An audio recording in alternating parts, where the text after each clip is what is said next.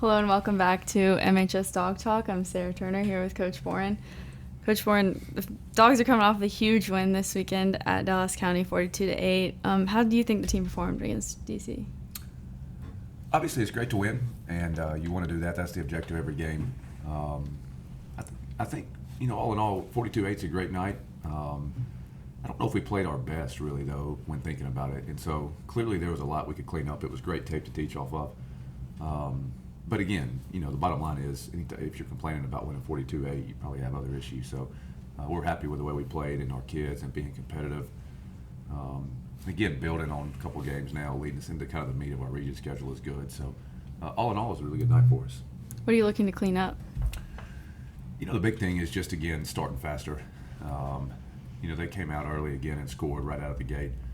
And so I thought we played much better on offense this week in terms of getting started, and I think we had an early touchdown and kind of moved the ball at will. But all in all, I do think for our team, as we move forward in this process, I think it's going to be important that we come out and play our best early when we get into really good competition. So that starts this week for us. Absolutely, yeah. And the defense held Dallas County to 8 points total. So what practice look like this week for them to be able to execute that?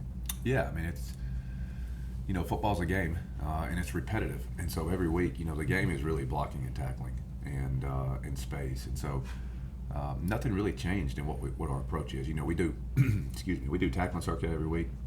I think it's really important that you go through that process, build on the fundamental techniques of tackling and leverage and how you manipulate your body in space. And so that's really important.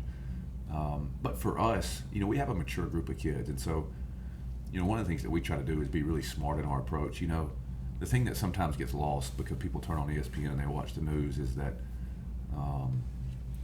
the way the game in high school is played is just so different because here, most of our kids play both ways. And so I think data and science would tell you in today's climate, like anything much over, an hour and 30, hour and 45 minutes is, it gets into that taxation point. And we're at a point now where we've gone for probably 7 straight weeks in pads, I guess, 3 weeks, 4 weeks in preseason with us not playing week 0. So we're at a point now where your body's starting to feel it.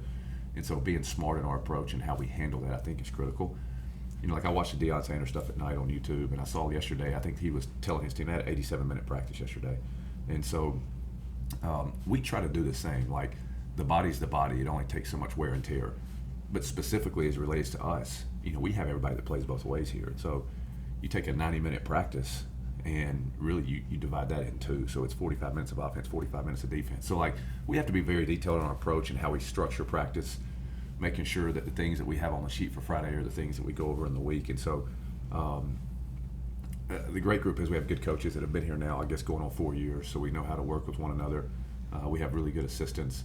Getting the 9th grade in our JV group, really good work and individual reps and being able to coach them, I think is important instead of having them sort of stand around. So we have 4 coaches that are dedicated to that. So it is a moving orchestra in how we deviate all of it. But so far it's been really good. But being smart with load management, I think, is probably the biggest piece of that.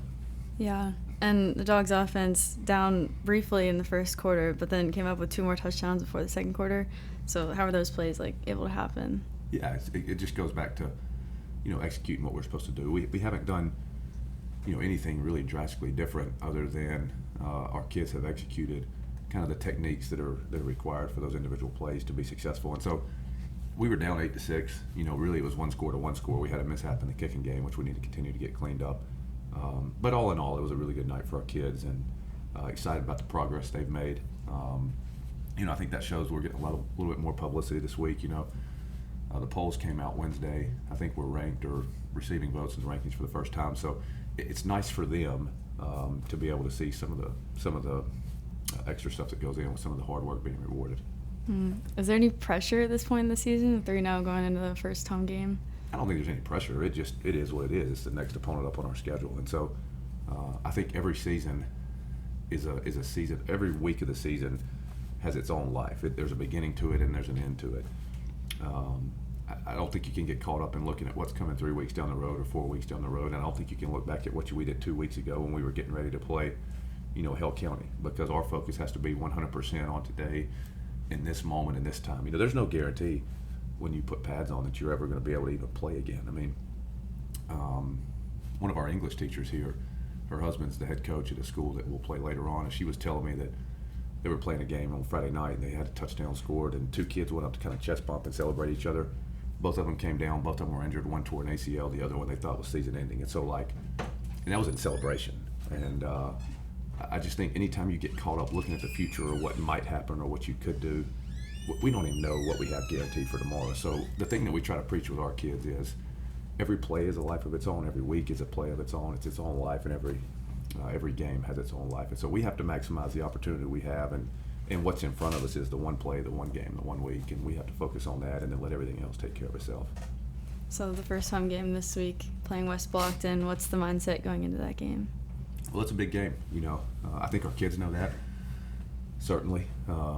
We've played them now 3 years in a row, and in 3 years, each game has been decided by 1 point. My first year here, we went down and we hit a tight end down the seam and with no time left, and then kicked a last-second field goal to win by 1.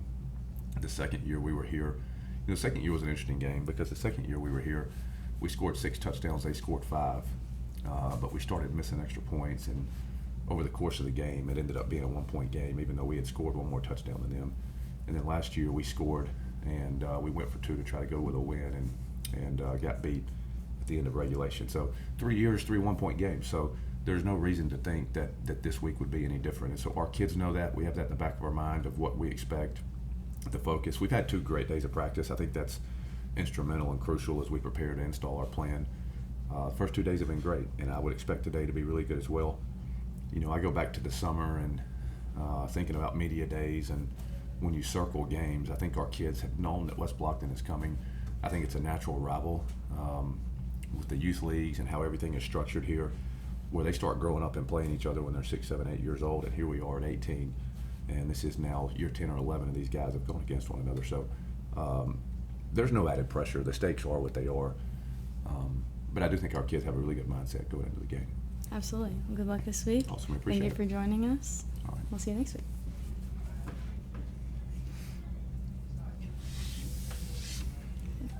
I'm here now with Braden and Braxton, 2 of the seniors on the MHS team. What were your thoughts on the win at Dallas County this week? It was a good win, but we could have played a lot better.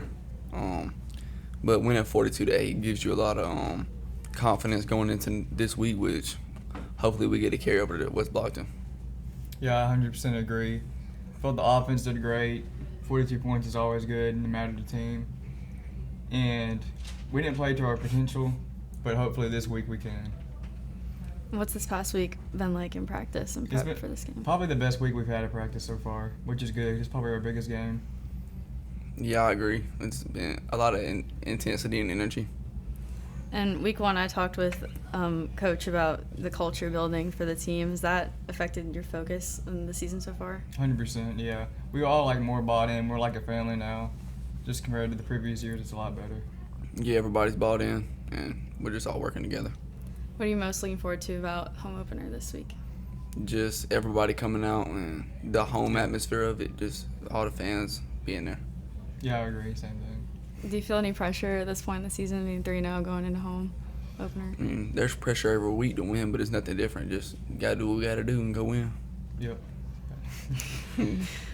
What kind of prep is going into the West Blockton game this week?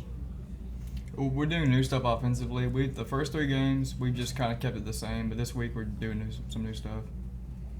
Yes, just changing stuff up. And both of you are dual sport athletes also, so how does that affect your play on the football field, multi-sport athletes? Well, track, I just run, so it helps me on the football field when I'm running. Yeah, and baseball, just working together. That's really all you take, and hopefully we keep winning. We good? Okay. All right, I'm here now with EJ and Rosario. So big win this week at Dallas County. How'd you guys feel about the game? I feel good about it. We played not so good, but we still won. Well, to start the game, we started out bad. Then, in the second half, we came out, started flying. Then we started scoring. Then he came out with 4 touchdowns. He played good. And then at the end of the game, we cleaned up everything we had to make mistakes on. So 100% we just had to play better in this game because this game is a way important game this Friday. Awesome. And you had 168 yards, 4 touchdowns out of the team's 6. Like, what allowed for those plays? What did you see on those plays? It was really an offensive line. They were blocking really well, and everybody was just blocking and doing their job, and I was able to do what I had to do.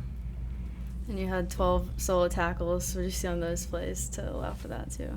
Well, the team was really easy, so it was a team, so it was really that easy. So I didn't really do nothing to get that many tackles. What are you guys most looking forward to about being home this week? Just to see the fans and the crowd and play for our hometown. Same thing he said, and just show out for our home team and hope the student session be lit. Awesome. Thank you guys. You will. Gotta get it.